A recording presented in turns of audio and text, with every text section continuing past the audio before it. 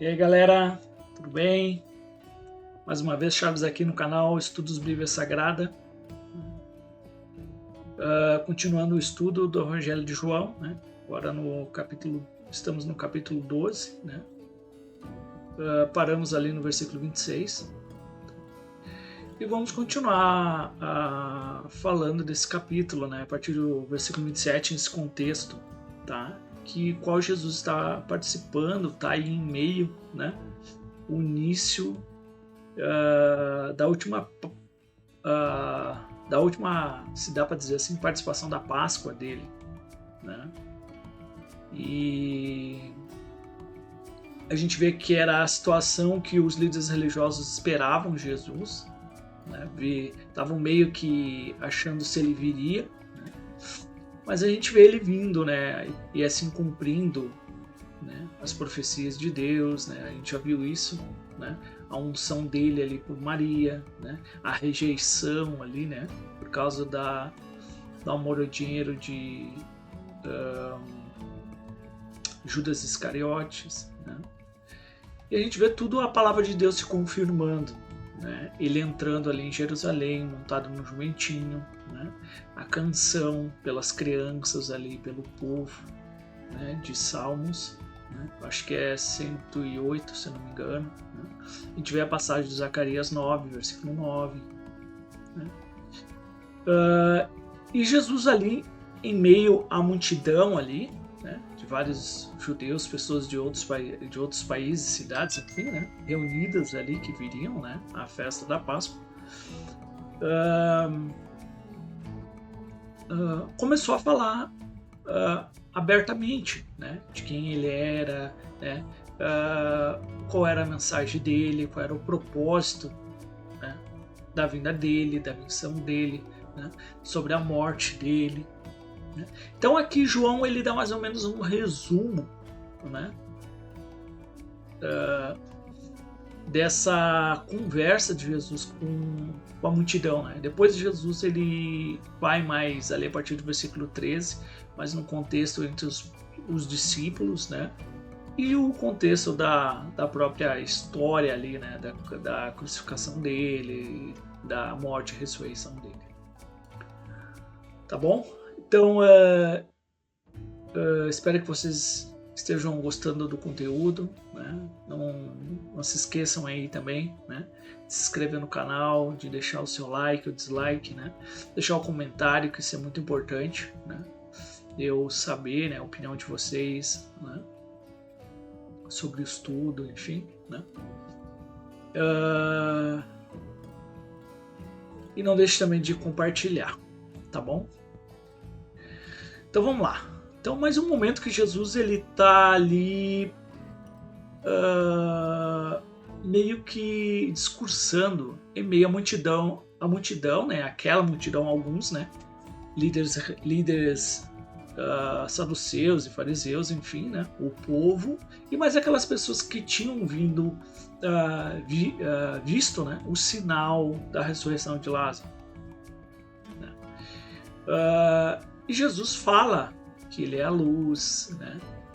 Que aqueles que servem a ele vão estar onde que ele está, que Deus, o Pai, vai honrar eles, né? Pela atitude deles, pela confiança deles, né? Em Deus, a fé no Filho dele, né? E a partir aqui do versículo 27, né? Jesus vai falar um pouco sobre a questão da missão dele, né? Da morte dele, né? Das pessoas que seguem ele, né? O resultado disso, de seguir ele, né? O resultado das pessoas não aceitarem ele, né? E por que muitos líderes, muitas pessoas não creram nele, tá? Então agora a partir do versículo 7, Jesus ele vai falar: agora minha alma está angustiada, e que direi? Pai, salva-me desta hora? Mas foi para isso que vim, para esta hora. Então Jesus ele está falando que ele tá bastante perturbado, né? E muita gente acha que Jesus ele era Deus, ele, enfim, né? Não tinha nada de humanidade, né? E isso não é verdade. Ele era um homem, um ser humano como a gente, né? Ele tinha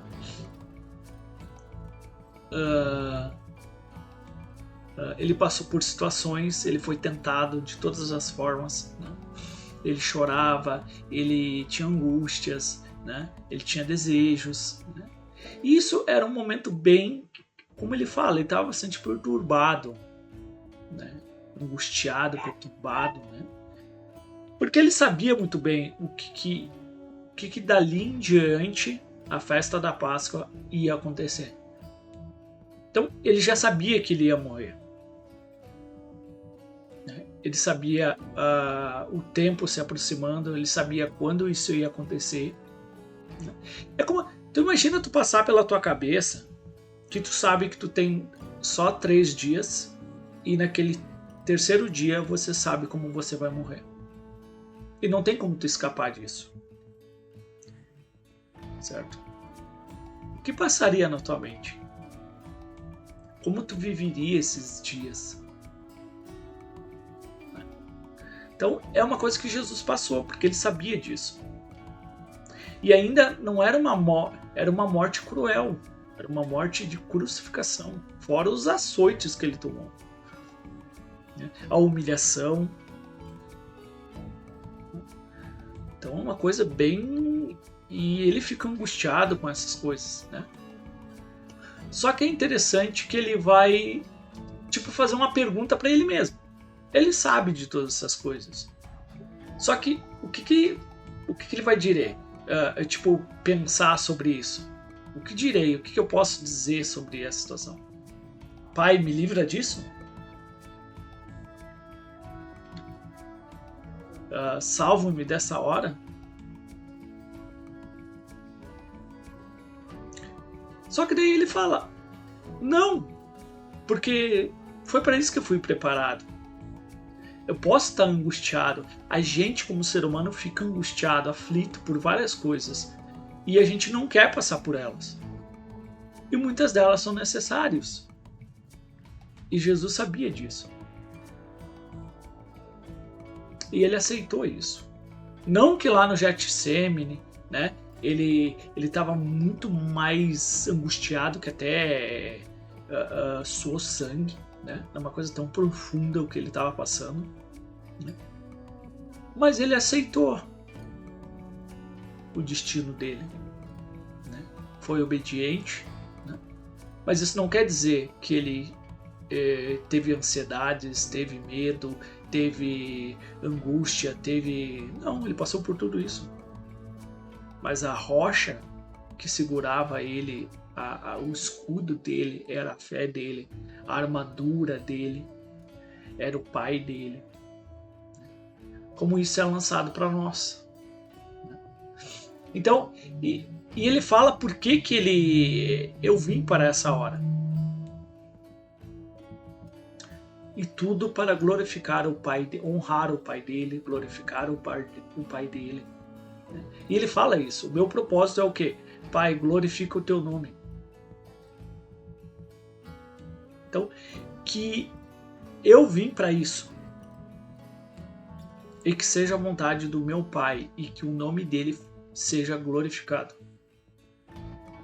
E é legal que esse contexto que está acontecendo ali em Jerusalém. Num monte de pessoas, né, que ele está discursando ali.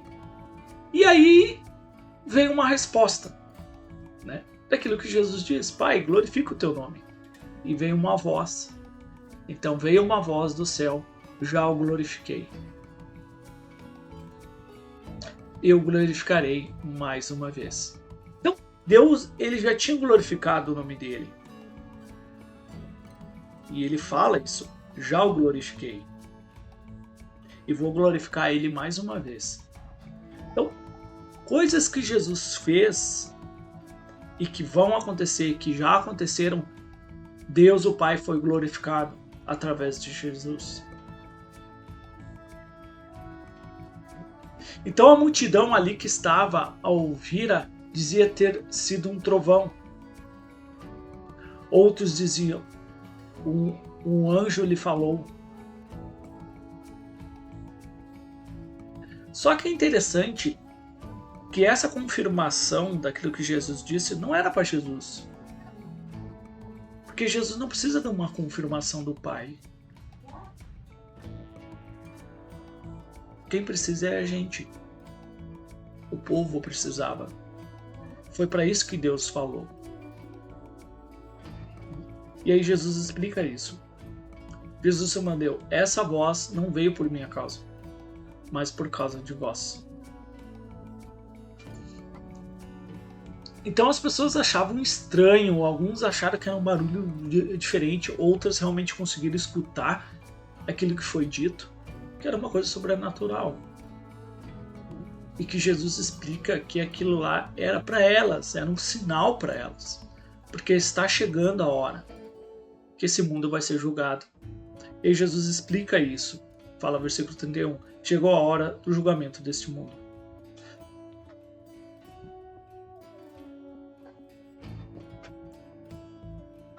Só que é interessante. Jesus ele estava vindo, como diz João Batista, né? Ele está vindo o machado, e o machado vai cortar a árvore que não produz fruto e ela vai secar e vai ser atirada fora. Só que esse contexto do qual Jesus veio, é interessante isso, saber separar isso, certo? Esse primeiro momento, Jesus ele veio para o povo judeu. Então Deus está julgando o mundo judeu. Esse tipo de julgamento que Jesus está falando, ele está falando no sentido da vinda de Cristo. Desse momento de Cristo vir ao povo judeu. Certo? Porque ele está vindo como um julgamento. Né? E é interessante que ele fala, chegou a hora do julgamento deste mundo. Certo? E o seu príncipe será expulso agora. É interessante que ele fala o príncipe. A gente entende muito esse contexto profético do que Jesus está falando. Porque ele não está falando do príncipe, tipo do rei, de Herodes, do imperador, Nero. Né? Ele não está falando desses príncipes, esses reis. De que príncipe ele está falando? Porque, pelo que a gente entende desses contextos espirituais, porque Jesus está falando espiritualmente, né? A gente entende muito pelo contexto de Daniel, porque lá fala que cada reino, ou cada país, enfim, cada situação, ele tem um príncipe, seja bom, seja mal. Então ali a gente consegue entender como funciona o mundo espiritual, do qual o mundo espiritual é refletido nos acontecimentos do mundo. Certo? E a gente consegue entender isso no livro de Daniel, que o mundo espiritual está em guerra, tá? Várias coisas acontecendo e aquilo lá é refletido no mundo físico. Né? Do qual o príncipe que protegia Israel, que estava aqui, né, é Gabriel. E tem outros príncipes lá, o príncipe da Pérsia, o príncipe da Grécia, que quer dizer o quê? Anjos que lideram espiritualmente essas nações. Né? Então ele está falando desse príncipe que governa o mundo. Certo? Que a gente sabe quem que é. Tá? Que é um enganador, um mentiroso, enfim. Maligno, sabe? E que ele vai ser expulso. E é interessante que Deus ele vai dar um tempo para que o povo possa iniciar a igreja. Porque tu imagina se Deus começasse a igreja no início, a recém, com perseguição, com destruição, então Deus ele dá um tempo para o povo. E realmente a gente consegue ver o povo crescer bastante. Não que em meio disso não há perseguições, não há problemas. Mas não como vai ser depois, que vai ser muito intenso. Mas vai ser intenso no sentido de uma igreja já solidificada, né? Solidificada não só em Jerusalém, em Corinto, em Efésios, na Ásia Menor, né?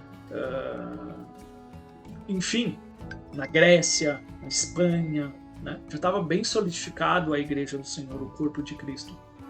Mas agora era o início disso. Então Deus guardou, permitiu que isso fosse, né? Para que fosse realizada a obra do Senhor através do povo judeu e através dos gentios. Então vai ser expulso. Então tudo está começando, né? E Jesus fala, e eu, no sentido, ele estava funcionando no sentido singular, eu, quando for levantado da terra, atrairei todos a mim. Então, é interessante, tipo assim, ele falar, quando eu for levantado da terra, como assim eu levantado? As pessoas entender isso, como assim, eu vou ser levantado, quando eu for levantado, as pessoas vão olhar para mim. Como assim? Só que é legal que quando ele fala essa questão de levantado, claro, a gente entende o contexto agora porque a gente entende as escrituras, mas alguém que estava ouvindo isso aí em primeira mão, como assim ele vai ser levantado? E a gente sabe que é a questão da crucificação, uma pessoa que vai ser levantada, né, realmente, né, que é um reflexo, né, daquilo que foi realizado futuramente, que é a estaca, né, de serpentes lá no deserto, né, que todo aquele que tinha sido picado, né, no sentido por causa do pecado, olhava para aquela estaca de serpente, ele era curado e perdoado. Então ele fala, quando eu for crucificado e levantado, as pessoas, eu vou atrair as pessoas para mim.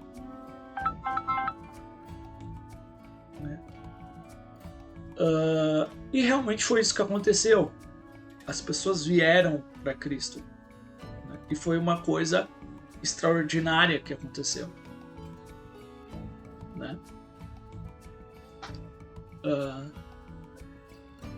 E João, ele meio que ele fala as coisas e explica o que aquilo quer dizer, né? Ele dizia isso referindo-se ao modo pelo qual ele morreria, né? Então é legal que o Evangelho de João tem muitas situações que João ele acaba explicando as coisas antes delas acontecerem. Ele meio dá um spoiler, né, se dá para dizer assim, né? Ele faz isso várias vezes no Evangelho de João. Então a multidão lhe respondeu: tá, mas sabemos pela lei que o Messias permanece para sempre. Então é interessante que alguns eles falam, o Messias, a lei diz isso, que realmente o ungido do Senhor ia ser um governo eterno. E eles entendem isso pelas escrituras, isso, né? O Messias, né?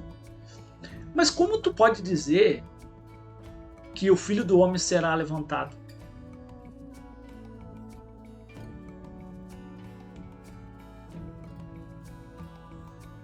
Se ele permanece para sempre. E quem é o Filho do Homem? Quem é esse Filho do Homem? Então, eles não estavam ainda percebendo, vendo isso, né? Do que estava acontecendo nos seus próprios olhos, as coisas, né? Não só os sinais, não só essa voz, quando Jesus estava falando, não só ele ressuscitando Lázaro, não só ele curando o paralítico, né? Vários outros sinais identificavam ele sendo o Messias, o escolhido de Deus. Esse Filho do Homem, que mais... A gente vê muito Jesus falando em questão desse Filho do Homem, falando da humanidade dele. O Filho do Homem, que quer dizer um ser humano. E eu falo isso porque realmente o Filho do Homem, muitas vezes isso no Antigo Testamento, ele é dito, essa palavra Filho do Homem, no sentido de humanidade, de identificar a natureza humana dele. Certo? E Jesus, ele se vê nisso, nesse homem, um ser humano, né? Certo? E Jesus continua explicando que ele é essa pessoa, ele é a luz, né? E Jesus então lhe disse: a luz estará entre vós por mais algum tempo. Andai enquanto tendes a luz, para que as trevas assim não vos prenda, pois quem anda nas trevas não sabe por onde vai. Então Jesus está dizendo que aproveitar o momento que ele está ali, para que eles possam ver, para que eles possam buscar, eles possam crer nele. Porque ele vai ir, e no momento que ele ir, não vai ter mais isso. Então eles estão tendo um momento único de ver a verdade, de ver a luz, para que eles vejam a realidade através dos fatos. Mas eles não acreditando nisso, não aceitando isso, não aproveitando esse momento que está ali, eles não vão ter mais. Então esse momento vai ser perdido para eles. E o resultado disso vai ser eles cada vez mais se endurecer seu coração e continuar nas trevas. Por quê? Porque se a realidade está ali na sua frente, aquele que tu pode te libertar, te indicar o caminho certo, e você não pega, não aceita, quando ela ir embora e você não tiver mais essa chance, essa oportunidade de poder ver a realidade, você não vai ver mais. Então o resultado disso é você não ter possibilidade e ficar naquele mesmo caminho que você está. Porque não tem outra. Essa mesma oportunidade que tu teve. Então Jesus está explicando, aproveita agora, porque vocês não vão ter mais. Que é a relação do Messias. Eles estão vendo o Messias, eles estão vendo a palavra de Deus se confirmando, eles estão vendo tudo ali na frente deles. Só que esse momento vai acabar. Eles só vão ter o quê? A palavra de Deus, os sinais, os apóstolos ali, mas o Messias, literalmente, eles não vão ter mais essa oportunidade. O povo judeu. Certo? E é isso aí que Jesus fala. Jesus, então, a luz estará entre vós por mais algum tempo. Andai enquanto tendes a luz, para que as trevas não nos surpreendam. Pois quem anda nas trevas não sabe por onde vai. Crede na luz enquanto a tendes, para que vos torneis filhos da luz. Depois de falar essas coisas, Jesus retirou-se e ocultou-se deles. Só que, mesmo assim, tomar um café aqui. Embora Jesus tenha feito muitos sinais, eles não creram nele. Isso é interessante, que eles não creram para que se cumprisse a palavra do profeta Isaías, que é Isaías 53. Porque Isaías já tinha profetizado a respeito desse povo. Então, tem pessoas que olham isso e vê que é tipo como se fosse Deus. Mas Deus está ali petrificando o coração deles para que a palavra dele, né, se cumpra. Deus... Não, porque eles estão vendo os sinais. Eles estão muitos sinais. O ponto não é Deus, porque Deus está realizando para que eles possam se arrepender e ver. O problema é o coração deles. E aí entra aquilo que Jesus falou sobre as questões dos solos, do coração. E esse coração do povo, de muitos, era pedregoso. Alguns espinhentos, outros nem chegavam a produzir nada. Né? Isso comprova o que tem dentro do coração deles. E o que realmente Isaías disse: Senhor, quem creu em nossa pregação e a quem foi revelado o braço do Senhor? Ninguém. Ninguém.